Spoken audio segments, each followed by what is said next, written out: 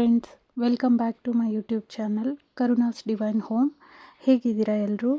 ನಾನಂತೂ ತುಂಬ ಚೆನ್ನಾಗಿದ್ದೀನಿ. ಹೋಪ್ ನೀವು ಎಲ್ಲರೂ ಚೆನ್ನಾಗಿದ್ದೀರಾ, ಚೆನ್ನಾಗಿರಬೇಕು ಅಂತ ಕೇಳ್ಕೊತಾ ಇವತ್ತಿನ ಬ್ಲಾಗ್ನ ಸ್ಟಾರ್ಟ್ ಮಾಡ್ತಾ ಇದ್ದೀನಿ. ಇವತ್ತು ಬಂದುಬಿಟ್ಟು ಬುಧವಾರ ಬೆಳಗ್ಗೆ ಸುಮಾರು ಒಂದು 9 ಗಂಟೆ ಮೇಲೆ ನಾನು ಪೂಜೆನ ಸ್ಟಾರ್ಟ್ ಮಾಡ್ಕೊಂಡಿದ್ದೀನಿ. ಸೊ ಇವತ್ತು ಭೀಮ್ನ ಅಮಾವಾಸ್ಯೆ ಆಗಿರೋದ್ರಿಂದ ನಾನು ಪ್ರತಿ ವರ್ಷವೂ ಇದೇ ಥರನೇ ಪೂಜೆ ಮಾಡೋದು. ಸೊ ಆ ಪೂಜೆ ಹೇಗೆ ಮಾಡ್ತೀನಿ ಅನ್ನೋದನ್ನು ನಾನು ವಿಡಿಯೋ ಮಾಡಿಕೊಂಡು ನಿಮ್ಮ ಹತ್ರ ಶೇರ್ ಮಾಡ್ತಾಯಿದ್ದೀನಿ. ಇನ್ನು ನಿನ್ನೆ ಸಂಜೆನೇ ಒಂದು ಸ್ವಲ್ಪ ಹೂಗಳೇನು ಬೇಕಿದೆ ಎಲ್ಲ ತರಿಸ್ಕೊಂಡಿದ್ದೆ.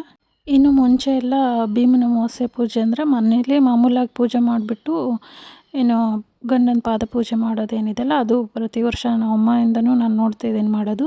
ಹಾಗಾಗಿ ನಾನು ಮದುವೆ ಆದಾಗ ಅಷ್ಟೇ ಮಾಡ್ತಾಯಿದ್ದೆ.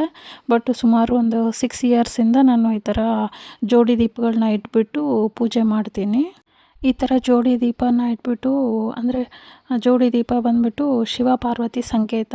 ಸೊ ಆ ಜೋಡಿ ದೀಪನ ಇಟ್ಬಿಟ್ಟು ಪೂಜೆ ಮಾಡೋದು ಗಂಡನ ಪಾದ ಪೂಜೆ ಮಾಡೋದಕ್ಕಿಂತನೂ ಶ್ರೇಷ್ಠ ಅಂತ ಹೇಳ್ತಾರೆ. ಸೊ ನಾವು ಇನ್ ಕೇಸ್ ಗಂಡನ ಪೂಜೆ ಮಾಡಿಲ್ಲ ಅಂದರೂ ಪರವಾಗಿಲ್ಲ, ಈ ಥರ ಪೂಜೆ ಮಾಡಬೇಕು ಅಂತೇಳಿ. ಸೊ ನನಗೆ ಮುಂಚೆ ಎಲ್ಲ ಗೊತ್ತಿರಲಿಲ್ಲ, ನಾನು ಬರೀ ಪಾದ ಪೂಜೆ ಅಷ್ಟೇ ಮಾಡ್ತಾಯಿದ್ದೆ. ಬಟ್ ಒಂದು 6 ಇಯರ್ಸ್ ಅಂದರೆ ನಮ್ಮ ಅದೇ ಊಟಕ್ಕೂ 1 ವರ್ಷ ಮುಂಚೆಯಿಂದ ಸ್ಟಾರ್ಟ್ ಮಾಡಿದ್ದು ನಾನು. ಆವಾಗಿಂದನೂ ಕಂಟಿನ್ಯೂಸ್ ಆಗಿ ನಾನು ಮಾಡ್ತಾನೇ ಇದ್ದೀನಿ.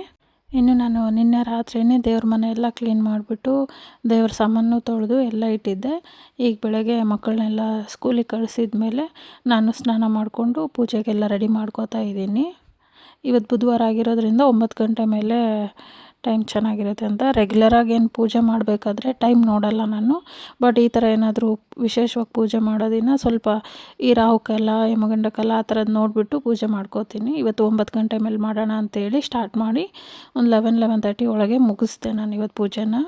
ಇನ್ನು ನಾನು ಈ ಜೋಡಿ ದೀಪ ಹಚ್ಚೋಕೆ ಬಂದುಬಿಟ್ಟು ಒಂದು ಚಿಕ್ಕದು ಬೆಳ್ಳಿ ತಟ್ಟೆಯಲ್ಲಿ ಒಂದು 3 ಮುಷ್ಟಿಯಷ್ಟು ಅಕ್ಕಿನ ಹಾಕ್ಬಿಟ್ಟು ಅದ್ರ ಮೇಲೆ ಓಂ ಅಂತ ಬರೆದು ಸ್ವಲ್ಪ ಅರಿಶಿನ ಕುಂಕುಮ ಹಾಕಿ ಒಂದು ಸ್ವಲ್ಪ ಅಕ್ಷತೆ ಹಾಕ್ಬಿಟ್ಟು ಈ ಜೋಡಿ ಕಲಶನ ಇಟ್ಕೊಂಡು ಅದಕ್ಕೆ ಸ್ವಲ್ಪ ಹೂವೆಲ್ಲ ಇಟ್ಬಿಟ್ಟು ದೀಪ ಮುಡಿಸಿದ್ದೀನಿ. ಇನ್ನು ಅದಕ್ಕೆ ಮಾಮೂಲಾಗಿ ಹೂವು, ಗೆಜ್ಜೆ ವಸ್ತ್ರ, ಆಮೇಲೆ ಅರಿಶಿನ ದಾರನೂ ಹಾಕ್ತೀವಿ.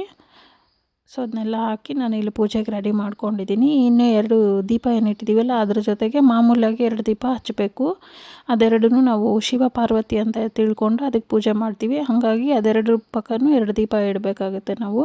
ಇನ್ನು ನಾನು ಈ ಲಕ್ಷ್ಮಿ ಮುಂದೆ ಅರಿಶಿನ ಕುಂಕುಮ ಏನು ಇಟ್ಟಿರ್ತೀನಲ್ಲ, ಇದು ವೀಕ್ಲಿ ಏನು ನಾನು ದೇವ್ರ ಮನೆ ಕ್ಲೀನ್ ಮಾಡಿದಾಗ ಚೇಂಜ್ ಮಾಡಲ್ಲ. ಸೊ ಅಮಾವಾಸ್ಯೆ ಅಥವಾ ಹುಣ್ಣಿಮೆ ಹಿಂದಿನ ದಿನ ಏನು ತೊಳೆದಿರ್ತೀನಲ್ವ 15 ಡೇಸ್ಗೆ ಒನ್ಸು, ಆವಾಗ ಚೇಂಜ್ ಮಾಡಿಕೊಂಡು ಹೊಸ ಅರಿಶಿನ ಕುಂಕುಮನ ಅದಕ್ಕೆ ಫಿಲ್ ಮಾಡಿ ಇಟ್ಕೋತೀನಿ. ಇನ್ನು ಇವಾಗೆಲ್ಲ ಜೋಡಿಸಿದಾಯಿತು, ನಂದು ಹೂವೆಲ್ಲ ಇಟ್ಟು ಪೂಜೆನೂ ಮಾಡಿ ಇನ್ನು ಇದಕ್ಕೆ ಮಂತ್ರ ಎಲ್ಲ ಓದಬೇಕು. ನನಗೆ ಬರಲ್ಲ ಅಂತ ಹೇಳ್ಬಿಟ್ಟು ನಾನು ಫೋನಲ್ಲಿ ಆನ್ ಮಾಡಿಕೊಂಡು ಪೂಜೆ ಮಾಡ್ತಾಯಿದ್ದೀನಿ. ಪ್ರತಿ ವರ್ಷವೂ ಅಷ್ಟೇ ಫೋನಲ್ಲಿ ಶಿವಂದು ಅಷ್ಟೋತ್ರ ಆಮೇಲೆ ಪಾರ್ವತಿ ಅಷ್ಟೋತ್ರ ಎಲ್ಲ ಬರುತ್ತಲ್ಲ, ಅದನ್ನೆಲ್ಲ ಆನ್ ಮಾಡಿಬಿಟ್ಟು ಪೂಜೆನ ಸ್ಟಾರ್ಟ್ ಮಾಡ್ಕೊತೀನಿ ನಾನು. ಮಾಮೂಲಾಗಿ ನಾವು ಯೂಟ್ಯೂಬಲ್ಲಿ ಸರ್ಚ್ ಮಾಡಿದರೆ ಜ್ಯೋತಿರ್ಭೀಮೇಶ್ವರರದು ಅದರದ್ದು ಸಾಂಗ್ಸು ಅಥವಾ ಮಂತ್ರ ಏನಿರುತ್ತಲ್ಲ ಅದು ಬರುತ್ತೆ. ಅದನ್ನು ಆನ್ ಮಾಡಿಕೊಂಡೆ ನಾನು ಪೂಜೆ ಮಾಡೋದು.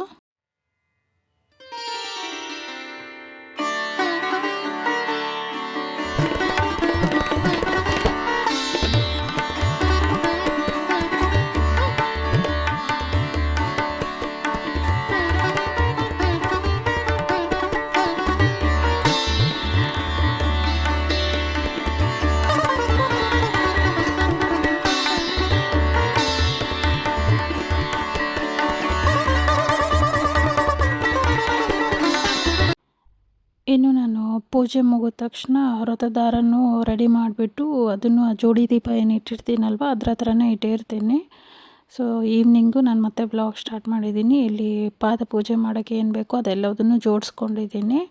ಅಂದರೆ ಕಂಕಣ, ಅರಿಶಿನ ಕುಂಕುಮ, ಒಂದು ಸ್ವಲ್ಪ ಅಕ್ಷತೆ, ಆಮೇಲೆ ಹೂವು, ಊದ್ಬತ್ತಿ, ನೀರು ಎಲ್ಲದೂ ರೆಡಿ ಮಾಡಿ ಇಟ್ಕೊಂಡಿದ್ದೀನಿ. ಇನ್ನು ನಮ್ಮ ಮನೆಯವ್ರು ಇವತ್ತು ಸ್ವಲ್ಪ ಲೇಟಾಗಿ ಬಂದರು. ಸೊ ನಾನು ಆವಾಗೇ ಸ್ಟಾರ್ಟ್ ಮಾಡಿಕೊಂಡು ಪೂಜೆನೂ ಮಾಡಿ ಮುಗಿಸ್ದೆ. ಇನ್ನು ನಮ್ಮ ಆದ್ಯ ಅಂದರೆ ಈ ಸತಿ ಕೂತ್ಕೊಂಡು ಡಿಟೇಲಾಗಿ ನೋಡ್ತಾಯಿದ್ಲು, ಎಲ್ಲದನ್ನು ಕೇಳ್ತಾಯಿದ್ಲು. ಅದೇನಕ್ಕೆ ಮಾಡ್ತಾರೆ, ಇದೇನಕ್ಕೆ ಮಾಡ್ತಾರೆ, ಇನ್ನು ಅದು ಕಂಕಣ ದಾರ ಕಟ್ಟಬೇಕಾದ್ರೆ ಅಂತೂ ಅದೇನು ಫ್ರೆಂಡ್ಶಿಪ್ ಬ್ಯಾಂಡ, ನೀವಿಬ್ಬರೇ ಕಟ್ಕೋಬೇಕಾ, ನನಗೆ ಕಟ್ಟಲ್ವ ಅಂತ ಎಲ್ಲ ಕೇಳ್ತಾಯಿದ್ಲು. ಇನ್ನು ನಮ್ಮ ಮನೆಯವ್ರಂತೂ ಯಾವಾಗಲೂ ನಾನು ಪಾದ ಪೂಜೆ ಮಾಡಬೇಕಾದ್ರೆ ತಮಾಷೆ ಮಾಡೋದು ಫಸ್ಟಿಗೆ ಏನು ಅಂದರೆ, ನಿನಗೆ ಪ್ರತಿ ವರ್ಷ ಹೇಳ್ತೀನಿ ಆದರೂ ತಣ್ಣೀರೇ ತೊಗೊಂಬರ್ತೀಯ, ಒಂದು ಸ್ವಲ್ಪ ಬಿಸಿನೀರಿಂದ ತೊಳೆಯೋಕ್ಕಾಗಲ್ಲ ಅಂತೇಳಿ ತಮಾಷೆ ಮಾಡ್ತಿರ್ತಾರೆ. ಅದಕ್ಕೆ ಆದ್ಯ ಹೋಗಿ ಬಾತ್ರೂಮಲ್ಲಿ ಬಿಸಿನೀರಿದೆ ನೋಡಿ ತೊಗೊಂಡು ಬಾ ಅಂತ ಅವ್ರ ಅಪ್ಪಂಗೆ ತಮಾಷೆ ಮಾಡ್ತಾಯಿದ್ಲು. ಇವತ್ತು ನನ್ನ ದೊಡ್ಡ ಮಗಳು ಖುಷಿ ಸ್ವಲ್ಪ ಟಯರ್ಡಾಗಿ ಬೇಗ ಮಲಗಿಬಿಟ್ಟಿದ್ಲು. ಇನ್ನು ಇಂಡಿಪೆಂಡೆನ್ಸ್ ಡೇಗೆ ಸ್ವಲ್ಪ ಮಾರ್ಚ್ ಫಾಸ್ಟ್ ಎಲ್ಲ ಮಾಡಿಸಿ ಟಯರ್ಡ್ ಆಗ್ತಾಯಿದೆ ಅವಳಿಗೆ. ಹಂಗಾಗಿ ಅವಳು ಇವತ್ತು ಬೇಗನೆ ಮಲಗಿಬಿಟ್ಲು. ಬಂದ ತಕ್ಷಣವೇ ಸುಸ್ತಾಗ್ತಾಯಿದೆ ಅಮ್ಮ ಅಂತ ಅವ್ರಿಗೇನೋ ಗ್ರೌಂಡಲ್ಲೆಲ್ಲ ಕರ್ಕೊಂಡೋಗಿ ಪ್ರಾಕ್ಟೀಸ್ ಮಾಡಿಸ್ತಾ ಇದ್ದಾರಂತೆ. ಸೊ ಹಂಗಾಗಿ ನನಗೆ ಟಯರ್ಡ್ ಆಗ್ತಾಯಿದೆ ಅಮ್ಮ, ನಾನು ಮಲಗ್ತೀನಿ ಅಂತೇಳಿ ಮಲಗೇ ಬಿಟ್ಲು ಹೋಮ್ವರ್ಕ್ ಮಾಡ್ತಾ.